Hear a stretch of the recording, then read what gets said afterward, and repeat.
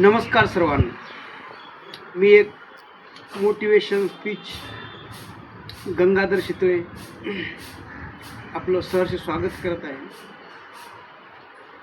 तर जिद्द या विषयावर आपण चर्चा करणार आहोत. जिद्द आणि चिकाटी या गोष्टीच्या जीवावर आपण काहीही करू शकतो.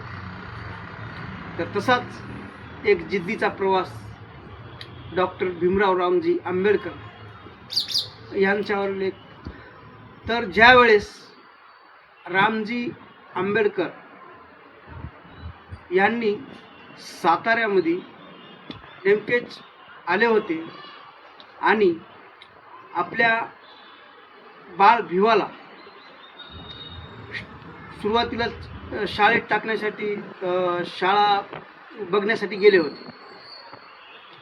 तर साताऱ्यातील चौकामध्ये, राजवाड्या चौकामध्ये तिथे त्यांनी शाळा बघितली आणि त्या शाळेमध्ये पहिला दिवस बाबासाहेब यांचा तो म्हणजे 7 नोव्हेंबर 1900. तिथं पहिलं ते आणि हा जो संघर्ष आहे, ज्या दिवशी डॉक्टर भीमराव रामजी आंबेडकर पहिला दिवस म्हणजे 7 नोव्हेंबर 1900 हा दिवस ते शिक्षण दिन म्हणून साजरा केला जातो. म्हणून त्यांचा जो संघर्ष आहे, तर रामजी आंबेडकर यांची पत्नी म्हणजेच भीमाबाई ह्या वारल्यानंतर त्यांची बहीण मीराबाई यांनी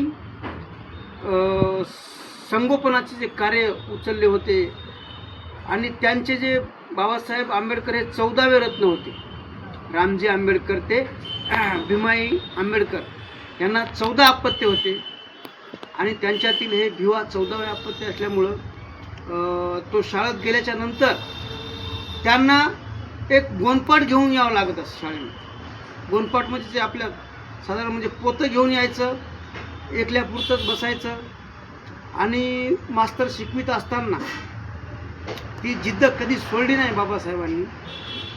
शिकवत असताना तर त्यांना जो अनुभव आला, तो अनुभव जर पाणी प्यायचं झालं तिथे एक सेवक नेमलेला असायचा आणि बाबासाहेब जेवण करत असताना जर पाणी प्यायचं झालं तर तो सेवक म्हणजे हटकून तिकडं जायचा, लांब जायचा आणि तो गेल्यानंतर त्याच्या मनात तो यायचा की बायांना पाणी द्यावं म्हणून. आणि पाणी पिण्यास तो असा वंजळीनं असं करून बाबासाहेबाला पाणी पिण्यास द्यायचं. म्हणजे किती पाण्याचा, पाणी हे नैसर्गिक आहे, पाणी हे निसर्गाची देण आहे. पण त्या काळामध्ये अस्पृश्यता भरपूर वाढलेली होती आणि म्हणून तो जो प्रवास आहे आंबेडकर साहेबांचा लय भयानक आहे. म्हणून मला एक म्हणायचं आहे की बाबासाहेब शिकत असताना एवढा त्रास सहन केला आहे की, आणि आत्ताचं जर या कंडिशनमध्ये आपण बघितलं तर आपल्याला SC कंडिशनमध्ये लोक शाळेत शिकतात, पोरं शिकतात, तरी पण हे मुलं शिकत नाहीत, व्यसनांच्या आहारी जातात. आणि एवढं जर बाबासाहेबांनी केलं असतं तर कसं झालं असतं मला सांगायचं समाज. म्हणून बाबासाहेब यांनी जे सांगितलंय, शिक्षण हे वाघिणीचे दूध आहे आणि तो पिल्याशिवाय माणूस गुरगुरल्याशिवाय राहणार नाही. म्हणून शिक्षण हे सर्वांनी घ्या.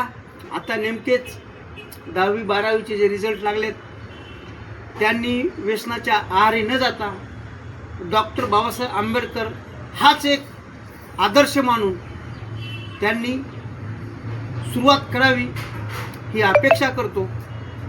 आणि मी जे बोललो ते जर आवडलं असेल तर ते लाईक करा, कमेंट करा हीच अपेक्षा करतो.